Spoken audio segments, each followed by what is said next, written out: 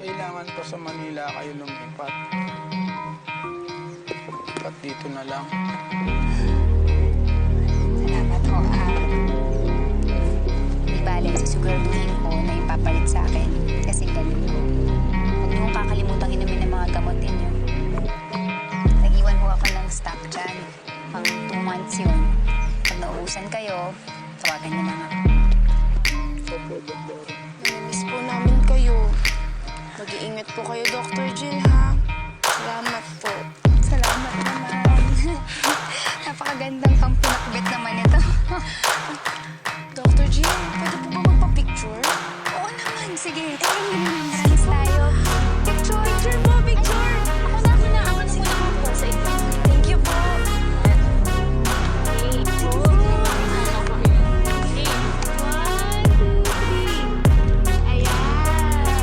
Maraming salamat po sa inyo. Salamat po.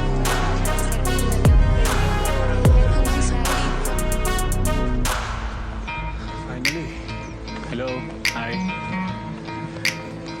Tagpuan din kita. Talagang hindi ka na kontento sa kasal ni Sandy. Pinuntahan mo pa talaga ako dito. Sige naman. Iharap ko sa akin si Gio dahil gusto ko siya makausap. Hindi ako papayag. Nakikiusap na ako sa'yo, Jill. Please. Kung gusto mo orasan mo, magbantay ka habang mag-uusap kami. Hindi pwede. Ano sinasagad mo ba? Ano gagawin mo? Eh kung idemanda kita ng kidnapping. Paglokohan sa'yo, Jill. Bukas ng alas 10, pupunta ako kina Carol. Kakausapin ko si Gio ng mag-isa. Hihintayin ko ang demanda mo. Kaysa iwan kong mag-isa kasama ka ng anak ko. Sinasabi ko lang, timbrihan mo ako pag nag-step ng step si Gio sa therapy ni Gio. Sorry, David, pero confidential yan. Hindi ko siya pupuntahan sa session mo. Aabangan ko siya, hindi ka sasabit dito. Hindi ko i-compromise ang pagiging doktora ko. Hindi dahil sa akin, hindi ka magiging doktor dito. Nagawa na natin ang pinag-usapan natin, David. Wala na si Jill. Look, I am grateful for your help, pero hindi ko ipapahamak si Gio whose anxieties, by the way, are worsened by your interference. Mr. Luster. Dok, may kinakonfirm na kay Dr. Rafael Abel tungkol sa therapy ni Gio. Dr. Fondibele, nakita mo ba ang resignation letter ni Jill?